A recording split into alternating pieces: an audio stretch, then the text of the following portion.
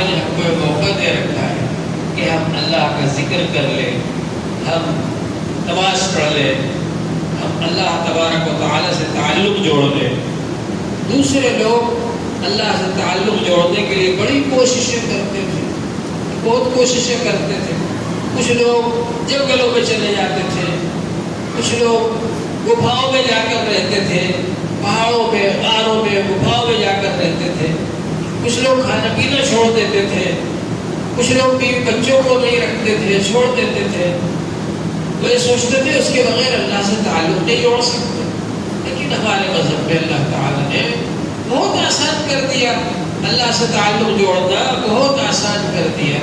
اللہ تعالیٰ نے فرمایا یا ایھا الذین آمنوا، اے ایمان والو، لا تلہکم اموالکم ولا اولادکم عن ذکر اللہ، تمہارے مال اور تمہاری اولاد تم کو اللہ کی یاد سے غافل نہ کر دے۔ یہ نہیں فرمایا کہ مال مت کماؤ، یہ نہیں فرمایا بیوی بچوں کا حق ادا مت کرو، بیوی بچے مت رکھو، بلکہ یہ فرمایا کہ تمہارا مال تم کو اللہ کی یاد سے غافل نہ کر دے۔ مال کماتے وقت بھی اللہ اللہ کرتے رہو، اللہ کو یاد رکھو، بیوی بچوں میں رہتے ہوئے بھی اللہ اللہ کرتے رہو، اللہ کو یاد رکھو۔ وہ آدمی جو کہ بیوی بچوں میں رہتے ہوئے بھی اللہ کو یاد رکھے، مال کماتے ہوئے بھی اللہ کو یاد رکھے، وہ اللہ کی نظر میں بڑا قیمتی آدمی ہے۔ تو بہرحال اللہ تعالیٰ نے یہ زندگی عطا فرمائی، اس میں ہماری کوشش ہونا چاہیے کہ ہم اللہ کو یاد کرنے والے بن جائیں، ہر وقت اللہ کو یاد کرتے رہیں۔ حضور صلی اللہ علیہ وآلہ وسلم نے فرمایا مثل الذی یذکر ربہ والذی لا یذکر مثل الحی والمیت، اس شخص کی مثال جو اللہ کو یاد کرتا ہے اور جو اللہ کو یاد نہیں کرتا زندہ اور مردہ جیسی۔ اللہ کو یاد کرنے والا زندہ ہے اور جو اللہ کو یاد نہیں کرتا وہ مردہ ہے۔ ایک بزرگ تھے، میر شاہ بزرگ، تو ان کے پاس ایک صاحب جا رہے تھے بیعت ہونے کے لیے، راستے میں ایک جگہ ٹھہر گئے، رات ہو گئی، انہوں نے خواب دیکھا کہ ان کا تو انتقال ہو گیا۔ بڑا افسوس کیا کہ بھائی میں تو ان سے بیعت ہونے جا رہا تھا۔ اب اس کے بعد میں لوگوں سے مشورہ کیا، انہوں نے کہا خیر اب جانے ہو تو یہاں تک آ گئے ہو، چلے جاؤ، اگر وہ نہیں بھی ملے تو ان کے جو شاگرد ہیں اور ان کے خلفاء ہیں وہ مل جائیں گے، ان سے پوچھ تاچھ کر کے آ جانا دین کی بات۔ بیچارے آگے بڑھ گئے، تو وہاں جا کے دیکھا تو حضرت تو زندہ ہے، حیات ہے، بہت خوش ہوئے۔ پھر جا کر کے مصافحہ کیا، ملاقات کی، کہ حضرت میں نے تو آپ کے بارے میں ایسا خواب دیکھا کہ آپ کا انتقال ہو گیا۔ تو انہوں نے کہا اچھا کب دیکھا تھا؟ کہ فلاں رات میں۔ کہا کہ ہاں تم نے صحیح دیکھا، اس رات میں میں اللہ کا ذکر کیے بغیر سو گیا تھا۔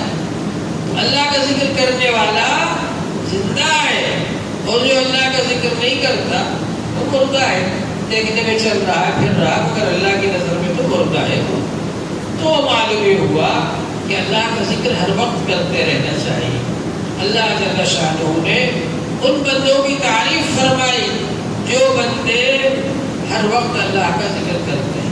الذین یذکرون اللہ قیاما وقعودا وعلی جنوبہم، کھڑے کھڑے، بیٹھے بیٹھے، لیٹے لیٹے، ہر وقت اللہ کا ذکر کرتے ہیں۔ اللہ نے ان بندوں کی تعریف فرمائی۔ اب اس کی عادت ڈالنے کے لیے یہ تسبیحات بتائی جاتی ہیں کہ یہ تسبیحات آپ پڑھ لیں۔ ان تسبیحات کے پڑھتے پڑھتے پڑھتے پڑھتے جب عادت ہو جائے گی، پھر ایسی عادت ہو جائے گی کہ آدمی ہر وقت اللہ کو ذکر کرنے لگے گا، ہر وقت اللہ کو یاد رکھے گا۔ اس لیے تسبیحات بتائی جاتی ہیں۔ اور یہ جو لائن ہے بزرگوں کی لائن، کوئی بھی کام ہمیں سیکھ کر کرنا چاہیے۔ اگر گاڑی بھی آپ بغیر سیکھے چلائیں گے تو ایکسیڈنٹ کا ڈر رہتا ہے، اسی طرح یہ ذکر بھی سیکھ کر کرنا چاہیے۔ اور سیکھنے کے لیے بیعت ہونا چاہیے۔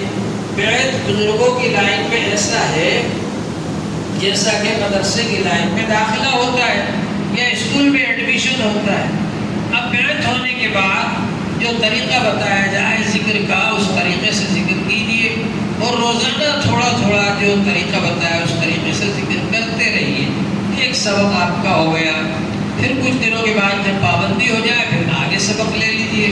اس طرح سے سبق در سبق زینہ بہ زینہ اوپر تک چڑھتا ہے، بہت آگے تک جانا ہے. اس لیے صرف اسی پر نہ بیٹھ جائیں کہ اب ہم تو ذکر کر ہی رہے ہیں 7 تسبیح کا، ہم تو بہت پرانے آدمی ہیں، ہم کو تو بہت پہلے کا سبق ملا ہوا ہے. اس کی پابندی ہو جائے تو اور آگے سبق لے لیں. اس طرح سے اس کو آگے تک بڑھانا ہے. اللہ جل شانہ ہم سب کو عمل کی توفیق عطا فرمائے.